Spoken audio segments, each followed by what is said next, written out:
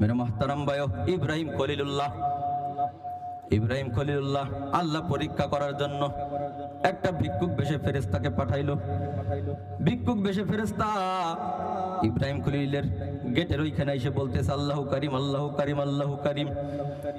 এই কথা শোনার সঙ্গে সঙ্গে ইব্রাহিম খলিল পাগলের মতো ছুটে এসে গেটের ওইখানে আসলো। আইসে বলতেছে, কে আমার মালিককে আল্লাহু কারিম বলে ডাকলো রে? বলে, আমি ভিক্ষুক তোমার মালিক আল্লাহু কারিম বলিয়া ডাকছি। ভাই ভাই ভাই, তুমি আমার মালিক আর একবার আল্লাহু কারিম বলিয়া ডাকো। কয়, তোমার মালিক আল্লাহু কারিম বলিয়া ডাকতে পারি, বিনিময় তুমি আমারে কি দিবা? কি দিবা? কয়, আমার যত উট আছে অর্ধেকটা তোমার আমি লিখে দিব। বলেন সুবহানাল্লাহ। আবার করুণ সুরে ডাক দিছে আল্লাহু কারিম। আবার করুণ সুরে ডাক দিছে ইব্রাহিম খলিলের আরো বেশি মজা লাগা গেছে রে। তখন বলে, ভাই ভিক্ষুক, তোমার জবান দিয়ে যত আল্লাহকে আল্লাহু কারিম বলিয়া ডাকতেছো, আমার তত বেশি মজা লাগিয়ে যাইতেছে। তোমার এমন কি কণ্ঠ, যেই কণ্ঠ দিয়ে মালিককে ডাক দেওয়ার সাথে সাথে আমার বেশি প্রেম হয়ে যাইতেছে। আমার মালিক আর একবার আল্লাহু কারিম বলিয়া ডাকো না, ডাকো না ভাই, ডাকো না। বলে, কি দিবা? কয়, আমার বাকি অর্ধেক উট তোমার আমি দিয়ে দিব। বলেন সুবহানাল্লাহ। আবার আল্লাহু কারিম বলিয়া ডাক দিছে, আরো বেশি মজা লাগে গেছে। আবার বলে, ভাই ভিক্ষুক, তুমি আমার মালিককে আল্লাহু কারিম বলিয়া ডাকো। বলে, কি দিবা? কয়, তোমার মালিককে আমি আর একবার আল্লাহু কারিম বলিয়া ডাকতে পারি, তুমি আমারে কি দিবা? কি দিবা? কয়, আমার যত দুম্বা আছে সব তোমারে আমি দিয়ে দিব। আস্তে আস্তে কোন সুবহানাল্লাহ। मेरे मोहतरम भाइयों, আবার ডাক দিছে আল্লাহু কারিম, আল্লাহু কারিম, আল্লাহু কারিম। আরো বেশি মজা লাগা গেছে, মজা লাগা গেছে। আবার বলে, ভাই আবার ডাকো। বলে, কি দিবা? কয়, আমার যত সম্পত্তি আছে রে, এই সম্পত্তি অর্ধেকটা তোমারে আমি লিখে দিব। আবার করুণ সুরে ডাক দিছে আল্লাহু কারিম, আল্লাহু কারিম, আল্লাহু কারিম, আল্লাহু কারিম, আল্লাহু কারিম, আল্লাহু কারিম। আরো বেশি মজা লাগা গেছে। আবার বলে, ভাই ভিক্ষুক, তুমি আমার মালিককে আরেকবার আল্লাহু কারিম বলিয়া ডাকো। কি দিবা? কয়, তুমি যদি আমার আল্লাহকে আল্লাহু কারিম বলিয়া ডাকো রে, আমার যত সম্পদ আছে বাকি অর্ধেকটা তোমার আমি লিখে দিব। বলেন সুবহানাল্লাহ। আবার ডাক দিছে আল্লাহু কারিম, আল্লাহু কারিম। বলে, ভাই ভিক্ষুক, আরেকবার ডাকো, আরেকবার ডাকো। কি দিবা? কি দিবা? কয়, আমার রাজপ্রাসাদের অর্ধেকটা তোমার আমি লিখে দিব। আবার করুণ সুরে ডাক দিছে আল্লাহু কারিম, আল্লাহু কারিম, আল্লাহু কারিম। আরো বেশি মজা লেগে গেছে।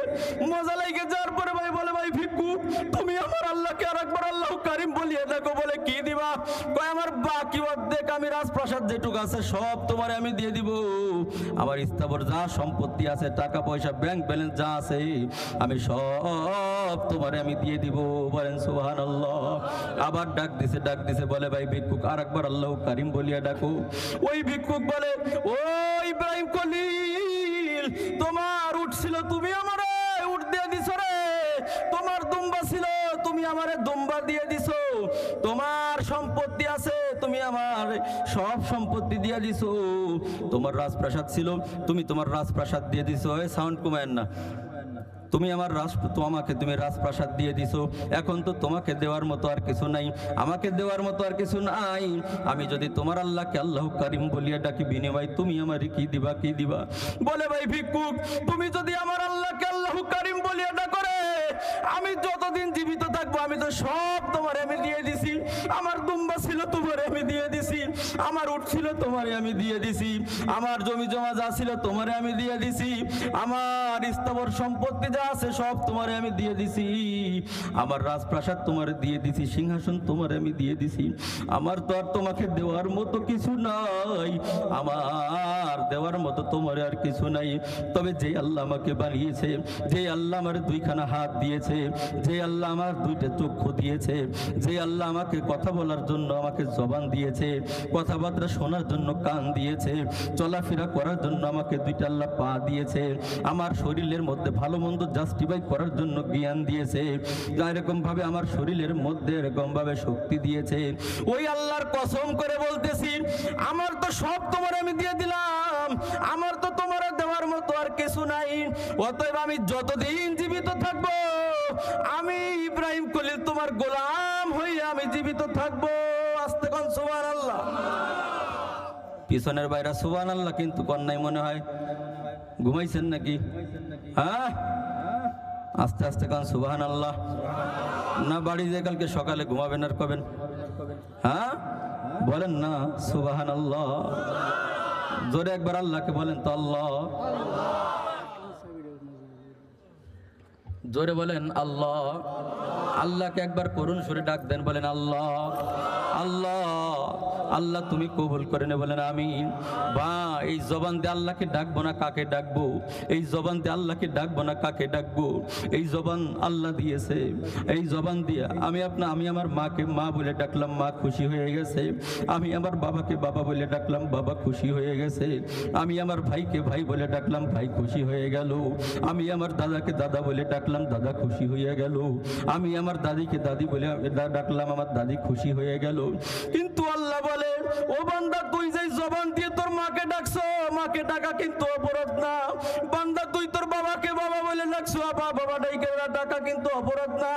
বান্দারে তুই জবান দিয়ে অন্য কাজে ব্যয় করলি, কিন্তু এই জবান তো দিয়েছি আমি কুদরতের মাওলা, আমি দয়ার মাওলা, কুদরতের মাওলা। বান্দারে ওই জবান দিয়ে যদি আমি মালিক একবার আল্লাহ বলে আমাকে ডাকতি, আমি মালিক খুশি হয়ে যাইতাম, বলেন সুবহানাল্লাহ। বান্দারে তোর মারে তুই মা বলে ডাকছো, মা খুশি হয়ে একটা চকলেট দিছে। তুই তোর বাপরে বাপ বলে ডাকছো, বাপে খুশি হয়ে তোর 10টা টাকা দিয়েছে। ও বান্দা ওই জবান তো আমি দিয়েছিলাম, ওই জবান দিয়ে যদি আমি মালিক আমাকে আল্লাহু কারীম বলে একবার ডাক দিতারে, আমি মালিক তোমার উপরে খুশি হয়ে যাইতাম, বলেন সুবহানাল্লাহ। তোমার মা তোমারে একটা চকলেট দিয়েছে, তোমার বাবা তোমারে 10টা টাকা দিয়েছে। বান্দারে ওই জবান দিয়ে যদি আমি আল্লাহ আমাকে ডাকতা, আমি খুশি তো হইতাম, এবং তোমার তামাম জিন্দেগির গুনাহ মাফ করে আমি তোমারে জান্নাত দিয়ে দিতাম, বলেন সুবহানাল্লাহ। জান্নাতে যাওয়ার মন চায় কি চায় না? জোরে বলেন। কারা কারা জান্নাতে যাইতে চান একটু আল্লাহকে দেখাই দেন তো। আয় আল্লাহ, আল্লাহ কবুল করুক বলে আমিন। হাত নামান, হাত নামান। তাইলে জান্নাতে যদি যাইতে হয় মালিককে ডাকাডাকি করতে হবে কি হবে না? জোরে বলেন। আল্লাহকে ডাকতে হবে না? এই জবান আল্লাহকে আল্লাহ বলে ডাকার জন্য জবান আল্লাহ দিয়েছে। এই জবান দিয়ে আল্লাহকে আল্লাহ বলিয়া ডাকতে হবে। আমার আল্লাহ বলে, ইয়া আইয়ুহাল্লাযীনা আমানু যিকুরুল্লাহা যিকরান কাসীরা ওয়াসাব্বিহুহু বুকরাতাও ওয়া আসীলা। আল্লাহ বলে, বান্দারে হে ইমানদারগণেরা, আমি মালিক আমার জিকির বেশি বেশি পরিমাণ করো। জিকির মানে ডাকা, আল্লাহকে ডাকতে হবে। আপনি যখন রাস্তায় চলাফেরা করবেন, মুখ দিয়ে জবান দিয়ে ফাহেসা কথাবার্তা না বলে আপনি আপনার জবান দিয়ে আল্লাহ আল্লাহ বলবেন, আল্লাহ আল্লাহ বলবেন, আল্লাহ আল্লাহ বলবেন। মা যখন ঘুম যাইবেন জবান দিয়ে আল্লাহ আল্লাহ আল্লাহ বলবেন। মা যখন কাজকর্ম করবেন জবান দিয়ে আল্লাহ আল্লাহ বলবেন। ভাই যখন আপনি ঘুম যাইবেন, ঘুমানোর সময় যদি আল্লাহ আল্লাহ আল্লাহ আল্লাহ আল্লাহ আল্লাহ বলিয়া ঘুমায় যান, আর ওই ঘুমের ভিতরে যদি মউত হয়ে যায়, এমনও হতে পারে আল্লাহ ওই ওসিলা করে আল্লাহ জান্নাত দিতে পারে, পারে কি পারে না? আল্লাহর ভান্ডারে কোনো কিছু কম আছে কি নাই? কম আসেনি? আল্লাহর ভান্ডারে কোনো কিছু কম নাই। আল্লাহ যদি সব দিয়ে দেয়, আল্লাহর কিছু আসে যায় নাকি? তাইলে ভাই এই জবান কে দিয়েছে? জোরে বলেন। আর একবার বলেন, জবান কে দিয়েছে? তাইলে আল্লাহরে ডাকবো কি ডাকবো না? ডাকবো না? আল্লাহরে ডাকতে হবে। আল্লাহকে যে যত বেশি ডাকবে আল্লাহ তার উপরে তত বেশি খুশি হয়ে যায়, বলেন সুবহানাল্লাহ। আল্লাহ বলে, বান্দা ও আমার বান্দা, আমি মালিক, আমাকে যদি একবার তুমি ডাকো, আমি মালিক তোমার ডাকে সাড়া দিব। একটা মূর্তি পূজারক ছিল, ওই মূর্তি পূজারক 33 বছর পর্যন্ত একটা মূর্তি পূজা করত। ওই মূর্তির সামনে বসে বসে সনাম সনাম সনাম সনাম বলিয়া ডাকতো, সনাম সনাম সনাম বলিয়া ডাকতো, কিন্তু মূর্তির মধ্য থেকে কোনো আওয়াজ আসে না। এরপরে 33 বছর পর্যন্ত এইভাবে ডাকাডাকি করতো, কিন্তু কোনো আওয়াজ আসতো না। 33 বছর পরে হঠাৎ একদিন তার জবান দিয়ে বাইর হয়ে গেছে সমাদ, বলেন সুবহানাল্লাহ। সাথে সাথে আমার মালিক বলে, বান্দা বুলাও খায়, এমন দয়ার মালিক, এই মালিকের হুকুম হাকাম মানবো না? কার হুকুম হাকাম মানবো বলেন? আল্লাহর হুকুম মানতে হবে না? তাহলে মসজিদে কেন আপনাদেরকে পাওয়া যায় না? জোহরে কেন পাওয়া যায় না? ফজরে কেন পাওয়া যায় না? আসরে কেন পাওয়া যায় না? মাগরিবে কেন পাওয়া যায় না? এশাই কেন পাওয়া যায় না? বাইরে ভাই অনেক মানুষ চিন্তা করে, এখন যুবক আছি, আর একটু দাড়ি পেকে লোক, আর একটু বুড়া হয়ে লই, তারপরে মালিকের গোলামি করব। কিন্তু ভাই আপনি যে বুড়ে হবেন, আপনার চুল পাকবে, আপনার দাড়ি পাকবে, এর কোনো গ্যারান্টি আছে নাকি বলেন? এরকম কোনো গ্যারান্টি কেউ দিতে পারবে কি পারবে না? পারবে না বলেন? এরকম ভাবে হযরত আলী রাদিয়াল্লাহু তাআলা আনহু এরকম ওযু করতে করতেছে, ফজরের নামাজ আদায় করবে, নামাজ আদায় করবে। এখন আল্লাহ নবী বলে, ও আলী তুমি মৃত্যুকে কত কাছে মনে করো? তখন আলী রাদিয়াল্লাহু তাআলা আনহু বলে, ইয়া রাসূলুল্লাহ, ইয়া হাবিবাল্লাহ, আমি মৃত্যুকে এতটুকু কাছে মনে করি, আমি এই যে ফজরের নামাজ আদায় করার জন্য বা অন্য ওক্ত নামাজ আদায় করার জন্য আমি এই ওযু করতেছি, আমি আগামীকাল এই ওক্ত নামাজ আমি আদায় করতে পারবো কি পারবো না, এরকম কাছে মনে করি। আল্লাহর হাবিব বলে, ও আলী তুমি তো ভুল করছো আলী, ও আলী মৃত্যু তো এত দূরে নয়, মৃত্যু এত দূরে নয় রে আলী, বরং তুমি এই যে এখন ওযু করার পরে নামাজ আদায় করবা, নামাজের ডান দিকে সালাম ফিরাইবা, ডান দিকে সালাম ফিরানোর পর তুমি চিন্তা করো যে তুমি বাম দিকে সালাম ফিরাইতে পারো কিনা।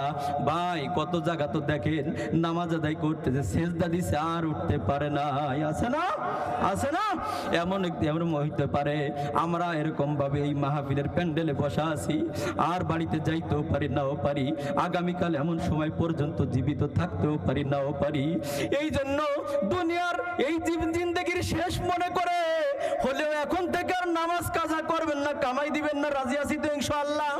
ভাই নামাজ কাজা কইরেন না। প্রথমে তো বললাম বেনামাজি যখন কবরে চলে যায়, বেনামাজি যে কি শাস্তি, কি আযাব, কি যে কষ্ট, এটা সহ্য করার মতো কোনো ক্ষমতা কারো নাই। ভাই একটা বেনামাজিকে এরকম ভাবে আযাব দেওয়া শুরু করবে, আযাব দেওয়া শুরু করবে, আযাব দেওয়া শুরু করবে, ওই জাহান্নামের তলদেশে রেখে দিবে, তলদেশে রেখে দিবে, পুড়িয়া জ্বলিয়া কয়লার মতো কালো হয়ে যাইবে, কয়লার মতো কালো হয়ে যাইবে। এই জন্য ভাই বেনামাজি অবস্থায় অন্ধকার কবরে চলে যাইয়েন না রে ভাই।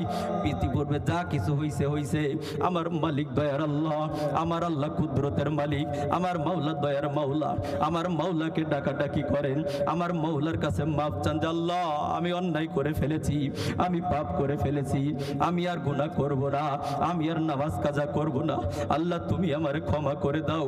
এইভাবে মাফ চাওয়ার মতো মাফ যদি চাইতে পারেন, আমার মাওলা দয়ার মাওলা, আমার মাওলা কুদরতের মাওলা, আমার মাওলার কাছে মাফ চাওয়ার মতো মাফ চাইলে আমার মাওলা অবশ্যই মাফ করে দিবে, বলেন সুবহানাল্লাহ।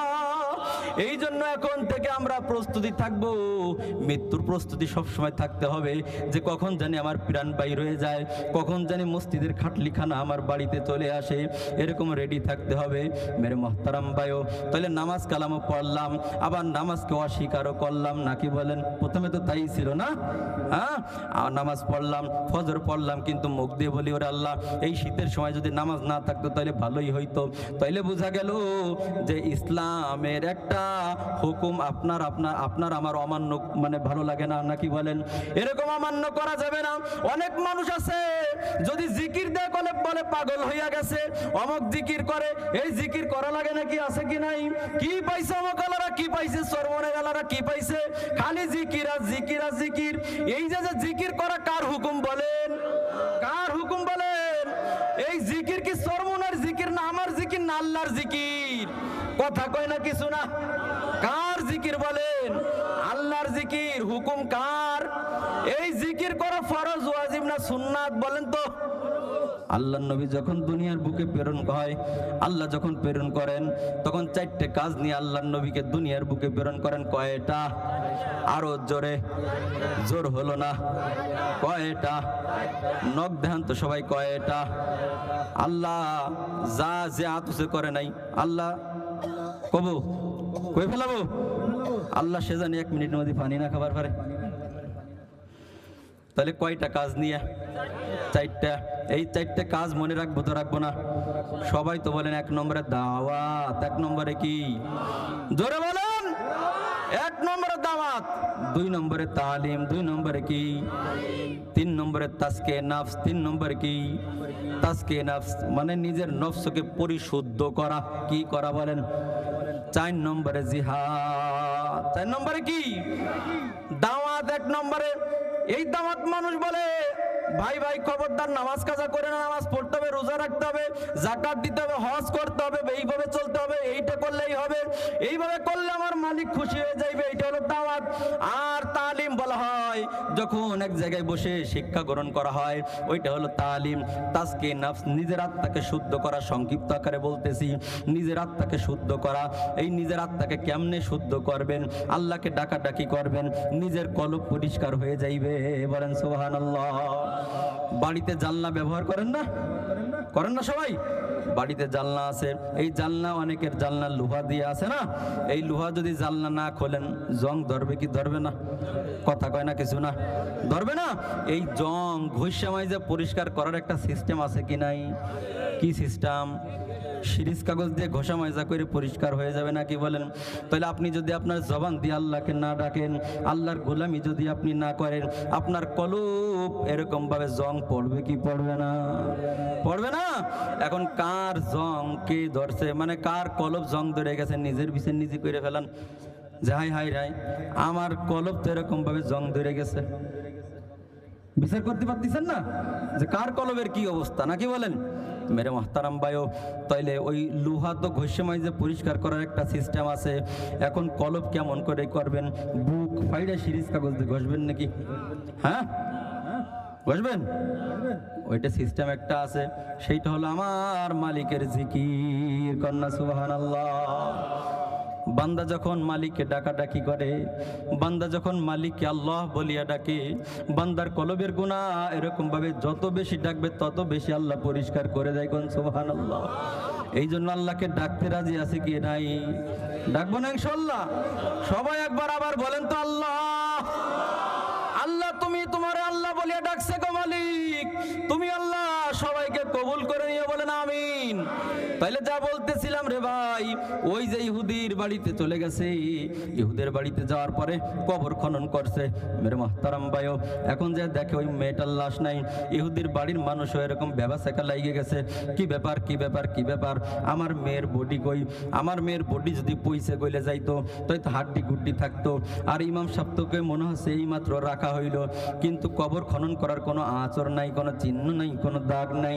কেননা এক জায়গায় যদি মাটি খোসেন, খোসার পরে যতই লেপেন ওইখানে একটা দাগ থাকে কি থাকে না? থাকে না? মেরে মোহতারাম ভাইও, ওইরকম কোনো দাগ নাই। ইহুদি পরিবার টেনশনে পড়ে গেছে, ইহুদি পরিবার পেরেশানিতে পড়ে গেছে, কি ব্যাপার কি ব্যাপার কি ব্যাপার, আমার মেয়ের বডি গেল কই, আমার মেয়ের বডি গেল কই? এখন ওই আল্লাহওয়ালাকে বলতেছে কি ব্যাপার তুমি বলো, তুমি হয়তো নিশ্চয়ই জানো আমার মেয়ের বডি কই গেছে কই। আর এই যে ভদ্রলোক এইখানে শুয়ে আছে, এই ভদ্রলোকের বডিটা কোন জায়গা থেকে আসছে? তখন ওই আল্লাহওয়ালা বলতেছে এই যে বডি দেখতেছেন, এই বডিটা হচ্ছে একটা ইমাম সাহেবের বডি। একটা ইমাম সাহেবের বড় একজন একজন ইমাম সাহেব ছিলেন, এই মক্কার জমিনে ইনাকে দাফন করা হয়েছে। কিন্তু ইনা এইখানে কিভাবে আসলো আমি জানি না, হয়তো আল্লাহ কুদরতি ভাবে দিয়ে দিছে। এখন বলতেছে জ্ঞান দিল, কারণ তো কিছু আছে। এখন বলতেছে আমি তো কারণ জানি না, আপনার মেয়ের বডি ওই ইমাম সাহেবের কবরে, ওই মক্কার জমিনে, ওই মক্কার গোরস্থানের মধ্যে একটা কবরের মধ্যে আছে। আর তা ওই কবরে যে ইমাম সাহেবের বডি ছিল, এই বডিটা এই কবরের মধ্যে। কিন্তু কেন মালিক এরকম করলো এইটা তো আমি জানি না, আমি জানি না, একমাত্র জানে কে? মেরে মোহতারাম ভাইও, তখন তিনি একটা চিঠি লিখে পাঠাইলেন, যেরকম ভাবে ইমাম সাহেবের বডি তো এই কবরের মধ্যে, এই খ্রিস্টান মেয়ের কবরের মধ্যে পাওয়া গেছে, ওই যে মেয়েটার কবরে পাওয়া গেছে।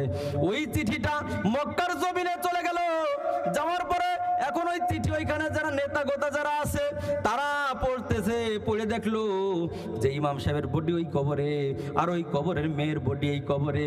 এখন ব্যবসা কারো লাইগে গেছে, কি ব্যাপার কি ব্যাপার, কই গেল কই গেল কই গেল, একই কারণে এরকম লাশ ওইখানে গেল কেন, গেল কেন, গেল কেন, এরকম প্রশ্ন জাগে। একজনের কাছে জিজ্ঞাসা করে, ভাই ইমাম সাহেব কি এমন অন্যায় করতো, ইমাম সাহেব কি এমন পাপ কাজ করতো, যেই পাপ কাজ করার কারণে ইমামের বডি ওই খ্রিস্টানের বাড়ি, আর ওই খ্রিস্টান মেয়ের বডি ইমাম সাহেবের কবরে। সবাই বলতেছে না, ইমাম সাহেব তো খুব আল্লাহওয়ালা লোক ছিল রে, ইমাম সাহেব খুব ভালো লোক ছিল, ইমাম সাহেবের কোনো অন্যায় আমাদের সামনে পড়ে নাই। আর একজনের কাছে যে বলে, কি ব্যাপার তুমি কি জানো ইমাম সাহেবের কোনো অন্যায় করতো কিনা, কোনো গুনাহ করতো কিনা, কোনো পাপ কাজ করতো কিনা? সেও এরকম এক বাক্যে সাক্ষী দিচ্ছে, ইমাম সাহেব কখনো কোনো পাপ কাজ করে নাই, কখনো কোনো অন্যায় করে নাই, কোনো অন্যায় করে নাই। তাহলে কেন কেন কেন এরকম ভাবে এই ইমাম সাহেবের বডি ওই কবরে গেল, আর ওই মেয়ের বডি কেন এই কবরে আসলো? আরো বেশি প্রশ্ন জায়গায় যায়, সপ্তাহ যায়, মাস চলে যায়, কিন্তু এর সমাধান গুছায় পায় না। কেন এই কেনর সমাধান পায় না? এখন একজন পাদ্রী জ্ঞানী মানুষ, সে চিন্তা করে তাহলে মায়ের কাছে যাই, মায়ের কাছে যে জিজ্ঞাসা করা হোক, এই ইমামের মা জীবিত, এই মায়ের কাছে জীবিত, এই মায়ের কাছে যাই বলি যে কেন কি এমন কাজ করত, দেখা যাক এই ইমাম সাহেবের মা জানতো কিনা। মেরে মোহতারাম ভাইও চলে গেল ইমাম সাহেবের মায়ের কাছে। মায়ের কাছে যে বলতেছে, হে আমাদের মুরব্বী আম্মা, আপনার সন্তান কি এমন কোন পাপ কাজ করত, যেই পাপ কাজ করার কারণে এরকম এরকম তার বডি চলে গেছে একটা খ্রিস্টানের বাড়ি কবরে, আর ওই খ্রিস্টানের একটা মহিলার লাশ, সে পরে ইসলাম ধর্ম গ্রহণ করছে, ইসলাম ধর্মকে ভালোবাসছে, তার লাশ আপনার সন্তানের কবরে? কি এমন পাপ কাজ করত, যেই পাপ কাজ করার কারণে আপনার সন্তান তার কবরে চলে গেছে, আর ওইখানের কবরের ওই মহিলার লাশ আপনার সন্তানের কবরে চলে আসলো? কি এমন অন্যায় করত? আপনার সন্তান কি আপনার সঙ্গে কখনো বিয়াদবি করেছে? বলেন না, আমার সন্তান আমার সঙ্গে কখনো বিয়াদবি করে নাই। আমার সন্তান সব সময় আমার দেখাশোনা করছে, আমার সন্তান সব সময় সে নিজে না খেয়ে আমাকে খাওয়াইছে, আমার সন্তান কখনো আমাকে কষ্ট দেয় নাই, আমাকে কখনো আমার সঙ্গে বিয়াদবি করে নাই, সব সময় আমার খেয়াল রেখেছে, সব সময় আমার দেখাশোনা করেছে। আমার সন্তান কখনো আমার সঙ্গে বিয়াদবি করে নাই। কিন্তু দেখেন, ওই মা সাক্ষী দিয়ে দিল, আমার সন্তান আমার সঙ্গে কখনো খারাপ ব্যবহার করে নাই, আমার সন্তান কখনো আমার সঙ্গে বিয়াদবি করে নাই। তাইলে তার মা বলতেছে, সাক্ষী দিল যে করে নাই, তাহলে কি এমন হইল? আরো ভেবাচাকা বেশি লেগে গেল। এখন চিন্তা করতেছে যে তাহলে কি হইল, কি এমন হইল? তখন বলতেছে যে বউয়ের কাছে চলে যাই। স্ত্রী তো জানে যে কি এমন কাজ করত। স্ত্রীর কাছে আমাদের প্রধান বক্তা চলে আসছে, নারায়ে তাকবীর, নারায়ে তাকবীর। যা বলতেছিলাম ভাইয়েরা আমার, এখন স্ত্রী কাছে যে বলতেছে যে তোমার স্বামী কি এমন অন্যায় কাজ করত? বলে না, আমার স্বামী সবসময় আমার দেখাশোনা করত, আমার হক আদায় করত, আমার হক পূরণ করত, সব কিছু ঠিকঠাক মতো ছিল। তাহলে কেন এরকম কবরে চলে গেল? বলে একটা অন্যায় আমার স্বামী করেছিল। কি অন্যায়? আমার স্বামী যখন ফজরের সময় ফজরের নামাজের জন্য উঠতো, তখন ফজরের নামাজের জন্য উঠতো, তখন চিন্তা করত যে ইহুদি নাসারাদের ধর্মই ভালো, ফজরের সময় গোসল করা লাগে না, এরকম দিনের বেলা গোসল করলে হয়ে যায়, ইসলাম ধর্ম এটা করছে। কিন্তু আমার স্বামী মানতো, শুধু মুখ দিয়েই বলছিল। যা বলার কারণে এখন দেখেন, খ্রিস্টানদের ধর্মের একটা রীতি পছন্দ করছে, ওইটা পছন্দ করার কারণে ওই খ্রিস্টানের কবরে আল্লাহ ওই ইমাম সাহেবের বডি দিয়ে দিছে, নাকি বলেন? আর ওই খ্রিস্টান মেয়ে ইসলাম ধর্ম পছন্দ করত, যার কারণে ওই ইসলাম ওই ইমাম সাহেবের কবরে ওই খ্রিস্টান মেয়ের লাশ আল্লাহ দিয়ে দিছে। বলেন না সুবহানাল্লাহ। কিন্তু আজও আমরা সমাজে আমরা ইসলাম ধর্মকে পছন্দ করি না, ইহুদি নাসারা হিন্দুদের ধর্ম পছন্দ করি। বলতে পারেন না, কে পছন্দ করি না? যদি পছন্দ নাই করেন, তাহলে কাটাকাটির সময়, বিয়ের সময়, ওই নুনু কাটার সময় কেন আপনি এরকম ঢোল ডগর বা রীতি কন্দিত? হ্যাঁ, আপনি যদি পছন্দ হিন্দুদের রীতি পছন্দ নাই করেন, তাহলে কেন ঢোল ডগর বাজাবেন? এই জন্য যদি খারাপ পরিণত নিজেকে করতে চান, তাহলে আপনি বাইরিয়েন, আল্লাহর হুকুম মানার দরকার নেই। আর যদি মনে করেন না আমি জাহান্নামের আগুন সহ্য করতে পারবো না, তাইলে এখন থেকে আল্লাহর গুলামি এখন থেকে নিয়ত করেন, শুরু করেন, আল্লাহর গুলামি এখন থেকে শুরু করে দেন। যে কথাগুলো বললাম, আল্লাহ আমি সহ আমাদের সবাইকে আমল করার জন্য তৌফিক দান করুক, সবাই বলে আমিন। আমাকে তো আপনারা সবাই চেনেন, আমার পরিচয় নতুন করে দেওয়ার আর কিছু নেই। তো যাই হোক, আজ এই মাহফিলে যিনি প্রধান বক্তা, তিনি আমার নিজেরই উস্তাদ। আমি তার কাছে সরাসরিভাবে লেখাপড়া করছি। তো আসলে আপনাদের ভাগ্য অনেক ভালো যে এই কাওলদিয়া এই এলাকাবাসীর উদ্যোগে এইখানে একটা ইসলামিক জলসা হইতেছে। এরকম মাহফিল প্রতিদিন কিন্তু হবে না, প্রতিদিন হবে না। তো এই মাহফিলে যিনি সব থেকে বেশি গুরুত্বপূর্ণ ভূমিকা রেখেছেন সবাই আপনারা জানেন। আমাদের এই মাহফিলের যিনি সভাপতি, নাম জানেন না সবাই? জনাব মোহাম্মদ কবির শেখ। তিনি এই মাহফিলের সর্বোচ্চ সহযোগিতা করেছেন। আল্লাহ রব্বুল আলামিন তার মাতা পিতা অন্ধকার কবরে চলে গেছে, আল্লাহ তার মাতা পিতাকে এই ওসিলা করে আল্লাহ যেন জান্নাত দান করে, বলেন আমিন। এবং এরকম ভালো ভালো কাজ যেন বেশি বেশি করতে পারে, আল্লাহ যেন এরকম তৌফিক দান করে, বলেন আমিন। শুধু তাই নয়, আমার উস্তাদ তো এই যে, আর আমার উস্তাদের উস্তাদ এই যে, দেখছেন, আমার উস্তাদ এই যে, আর আমার উস্তাদের উস্তাদ এই যে বসা, তাহলে ভাগ্য ভালো না অনেক? যাই হোক, যে কথাগুলো বললাম আমি সহ আল্লাহ আমাদের সবাইকে আমল করার জন্য তৌফিক দান করুক, বলেন আমিন। কেউ উঠাউঠি করবেন না, ধৈর্য সহকারে নসিহত ইনশাআল্লাহ শুনবেন। আসসালামু আলাইকুম ওয়া রাহমাতুল্লাহি ওয়া বারাকাতুহু।